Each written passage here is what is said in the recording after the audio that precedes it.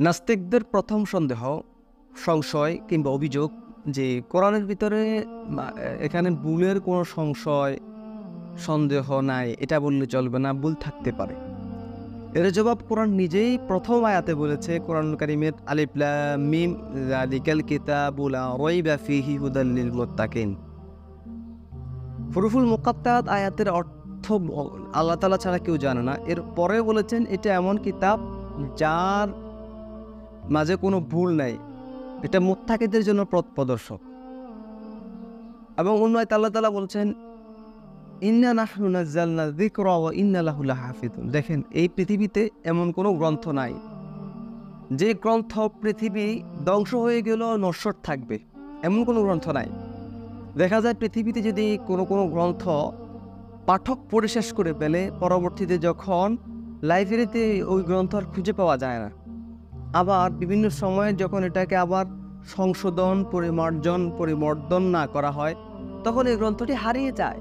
কিন্তু কোরআন বলছে যে না, কোরআনটাকে আমি, আল্লাহ বলছে এই কোরআনটাকে আমি চিরকাল এটাকে রাখবো।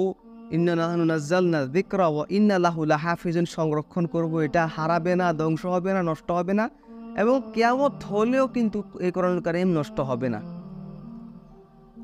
এবং আল্লাহ তাআলা অন্য আয়াতে বলছেন ওয়াইন কুনতুম ফি রাইবিম মিম্মা নাযালনা আলা আবদিনা ফাতু বিসূরাতিম মিন মিসলিহি ওয়াদউ শুহাদাআকুম মিন দুনিল্লাহি ইন কুনতুম সাদিকিন। কোরআন সম্পর্কে তোমাদের কোনো সন্দেহ সংশয় থাকলে কোরআনের অনুরূপ কোনো সূরা নিয়ে আসো। মিসলিহি ফাদউ শুহাদাআকুম মিন দুনিল্লাহ, তোমাদের বন্ধু বান্ধবদেরকে ডাকো আল্লাহ ব্যতীত, অর্থাৎ কাফের, মুশরিক, নাস্তিক, বেদুইন। অন্য আয়াতে বলছে তোমরা জিন মানব একসাথে হয়ে যদি কোরআনের অনুরূপ কোনো গ্রন্থ রচনা করতে চাও, তাহলে সেটা কখনো তোমরা সক্ষম হবে না। দ্বিতীয় নম্বর অভিযোগ হচ্ছে, কোরআনুল কারীম যখন সংকলন করা হয় তখন এটার বিভিন্ন কেরাতে বিভক্ত ছিল, বিভিন্ন মাসহাফে বিভক্ত ছিল, তাহলে এতে সন্দেহর অবকাশ থাকে না কীভাবে? অবশ্য সন্দেহ থাকতে পারে, নাস্তিকদের অভিযোগ সেটা। তাহলে কোরআনুল কারীম নিজে কি জবাব দিচ্ছে? কোরআন বলছে ইন্না নাহনু নাযালনা যিকরা ওয়া ইন্না লাহু লাহাফিজুন। আল্লাহ নিজে বলছেন কোরআনকে আমি সংরক্ষণ করেছি, সংরক্ষণ করব। আমি এই উপদেশ বাণী নাজিল করেছি, এটাকে আমি সংরক্ষণ করব। তবে এটা কিন্তু ভবিষ্যৎকাল চিরন্তন সংরক্ষণকারী তিনি আল্লাহ তাআলা। তাহলে এই যে মাসহাবগুলো বিভিন্ন গ্রন্থে বা বিভিন্ন কেরাতে কোরআন তেলাওয়াত করা হতো, এখন সবগুলো কেরাত নেই কেন? এবং ওখানে কি ভুল ভ্রান্তি থাকার সম্ভাবনা নেই? এর উত্তর হচ্ছে কোরআনুল কারীম 7টা পরিভাষাতে কিংবা 7টা কেরাতে নাজিল হয়েছে। যেমন ওয়াদ্দোহা, ওয়াদ্দোহে, ওয়াদ্দোহা ওয়াল্লাইলি ইজা সাজা, ওয়াদ্দোহা, ওয়াদ্দোহে ওয়াল্লাইলি ইজা সাজে, যে এখানে খাড়া আলিফের জায়গায় খাড়া নিচে জের থাকে। এইভাবে কিন্তু কেরাতের বিভিন্ন পার্থক্য ছিল। তো এখন ওই কেরাতগুলো প্রচলিত না থাকার কারণে শুধুমাত্র একটা কেরাত, একটা মাসহাফে রয়েছে, যেটা আমরা মাসহাফে উসমানী বলি আমাদের কাছে, এবং গোটা বিশ্বের কাছে এটা প্রসিদ্ধ। তবে আল আজহার বিশ্ববিদ্যালয় সহ বিভিন্ন বিশ্ববিদ্যালয়ে আপনি যদি যান বা জাদুঘরগুলোতে যান, ইসলামী জাদুঘরগুলোতে, সেখানে আপনি 7 কেরাত খুঁজে পাবেন। কিংবা আপনি যদি বিভিন্ন অনলাইনে লাইব্রেরিতে চার্জ করেন, তাহলে আপনি 7 কেরাত খুঁজে পাবেন। তাহলে সেখানে কোনো ধরনের সন্দেহের অবকাশ রইল না যে কোরআনুল কারীম 7টা কেরাতে কেন নাজিল হলো, এবং সেখানে সন্দেহ সংশয়ের অবকাশ নাই। তাদের আরও একটি মোস্ট পপুলার অভিযোগ, বেশি অভিযোগ করে থাকে, মুহাম্মদ সাল্লাল্লাহু আলাইহি ওয়াসাল্লাম কোরআন নিজে হস্তে লিখিত গ্রন্থ, তিনি নিজে লিখেছেন বা নিজে রচনা করেছেন।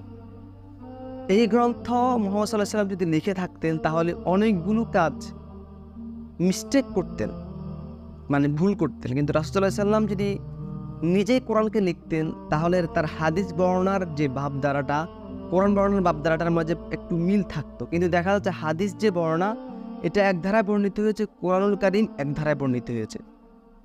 এবং কোরআনুল কারীম নিজেই বলছে ওমা ইয়ানতিকু আনিল হাওয়া ইন হুয়া ইল্লা ওয়াহিয়ুন ইউহা, তিনি নিজের মন গড়া কোনো কথা বলেন না। মুহাম্মদ সাল্লাল্লাহু আলাইহি ওয়াসাল্লাম, তাকে যা ওহী করা হয় তিনি সেই ওহীটাই বর্ণনা করেন। এবং কোরআনুল কারীম আরও বলছে যে তোমরা যদি সন্দেহ পোষণ করে থাকো, তাহলে কোরআনের কোনো সূরা আয়াত নিয়ে আসো। যে মুহাম্মদ সাল্লাল্লাহু আলাইহি ওয়াসাল্লাম যদি ওয়ারাকা বিন নওফল থেকে কোরআন শিক্ষা গ্রহণ করতেন, তাহলে কোরআনুল কারীমের কেন বিভিন্ন আহকাম সমৃদ্ধ আয়াতগুলো মক্কাতে নাই। যেমন মক্কাতে সূরা 30 নম্বর পারার সূরাগুলো সূরাতুন নাবা, সূরাতুন নাজিয়াত, সূরাতুন নাস, ফালাক, এই সূরাগুলো মক্কায় নাজিলকৃত সূরা। অর্থাৎ ছোট ছোট সূরাগুলো মক্কায় নাজিলকৃত, বড় সূরা বাকারা, আল ইমরান, সূরাতুন নিসা, সূরাতুল মাইদা, বড় বড় সূরাগুলো হচ্ছে মদিনায় নাজিলকৃত সূরা। তো মক্কায় নাজিলকৃত সূরার মাঝে কি বর্ণিত রয়েছে, মদিনায় নাজিলকৃত সূরার মাঝে কি বর্ণিত রয়েছে? মক্কায় নাজিলকৃত সূরার মাঝে জাহান্নামের আযাব, জাহান্নামের বর্ণনা, তারপরে জান্নাতের ভোগবিলাস। মদিনা সূরাতে কি আলোচনা করা হয়েছে? হুকুম, আহকাম, বিধিবিধান। তাহলে যদি তিনি ওয়ারাকা বিন নওফল থেকে কোরআন শিক্ষা গ্রহণ করতেন, তাহলে ওয়ারাকা বিন নওফল তাওরাত, জাবুর, ইনজিলের প্রতি বিশেষজ্ঞ ছিলেন। রাসূল করিম সাল্লাল্লাহু আলাইহি ওয়াসাল্লাম কেন মক্কিতে তার আহকাম সমৃদ্ধ আয়াতগুলো নেই? এর উত্তর এই জন্যই কিন্তু রাসূল করিম সাল্লাল্লাহু আলাইহি ওয়াসাল্লাম ওয়ারাকা বিন নওফল থেকে কোনো রকমের কোরআন শিক্ষা গ্রহণ করেন নাই। বরং ওয়ারাকা বিন নওফল স্বীকৃতি দিয়েছে, তুমি নিশ্চয়ই নবী হবে, যেন তোমার কাছে যে ব্যক্তিটি এসেছে সেই ব্যক্তির নামুস অর্থাৎ জিব্রাইল, যিনি হযরত মুসার কাছে এসেছিলেন। ওয়ারাকা বিন নওফল স্বীকৃতি দিয়েছেন মুহাম্মদ সাল্লাল্লাহু আলাইহি ওয়াসাল্লামকে আপনি নবী হবেন।